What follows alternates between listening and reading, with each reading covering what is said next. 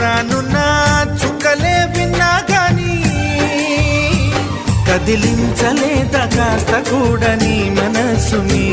పరదాలు దాటి ఒక్కసారి పలకరించవేమి అందరినీ ఇలా వెంటపడి అడగాల సరదాగా నువ్వే ఎదురైతే సరిపోదా నిద్రపోతున్న రాత్రి నడిగా గుడ్డికి చేరిన గువ్వల నడిగా